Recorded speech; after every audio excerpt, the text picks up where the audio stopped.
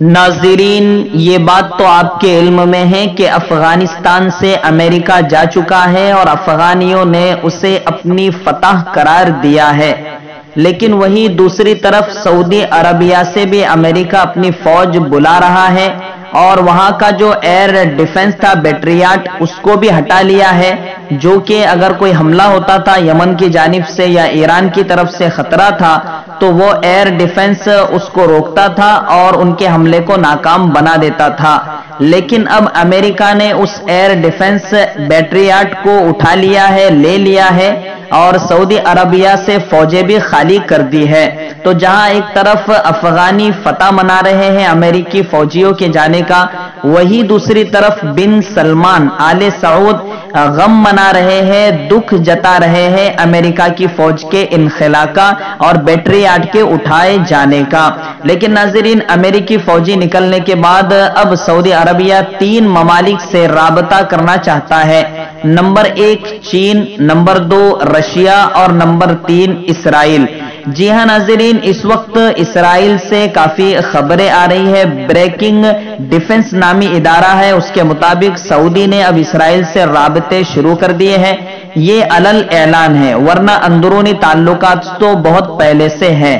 खैर, इसराइल का आयरन डोम जो कि डिफेंस सिस्टम है और हमले को रोकता है, हमले को नाकाम बनाता है बाहर से आने वाले, तो वो खरीदने के लिए अब सऊदी अरबिया ने इसराइल का रुख किया है। इसराइल से बातचीत जारी है।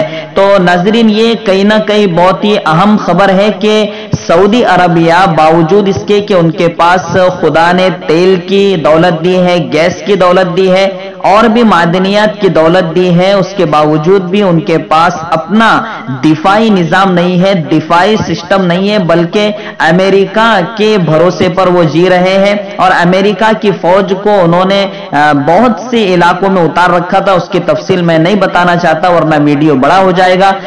गोया कि अमेरिका ने सऊदी अरबिया को चारों तरफ से घेर रखा था, लेकिन अब अमेरिका के सदर ने ये ऐलान कर दिया है कि हम सऊदी अरबिया से भी फौजें बुला रहे हैं, एयर डिफेंस सिस्टम उठा रहे हैं, जिसको देखते हुए अब मोहम्मद बिन सलमान बिल्कुल बौखलाहट का शिकार हो चुके हैं और उन्हें कुछ सुझाई नहीं दे रहा है। और इसराइल के पास के जिसका जुल्म सबके सामने है और सब जानते हैं कि वहां क्या किया जा रहा है फलस्तीनियों के साथ, उसके बावजूद अब मोहम्मद बिन सलमान इसराइल से एयर डिफेंस सिस्टम खरीदने जा रहा है। नाज़रीन, ये कहीं ना कहीं अल्लाह और उसके रसूल से टकराने का अंजाम भी हो सकता है, बल्कि वही अंजाम है कि उसने 2020 से जो मुहिम शुरू की है, यूरोपीय तहजीब बनाना चाहता है सऊदी अरबिया को और अपना चेंजिंग के नाम पर वो यूरोप का पूरा मुआशरा सऊदी अरबिया में बिठाना चाहता है, सजाना चाहता है। और उसको लेकर अब मदीने में भी 10 सिनेमा हॉल खोलने का उन्होंने इरादा किया है, ऐलान किया है। तो ये कहीं ना कहीं अल्लाह की तरफ से एक फिटकार है और उसे कहीं ना कहीं एक धचका है। अगर वो समझ जावे तो बेहतर है, वरना आगे चलकर तो तबाही यकीनी है।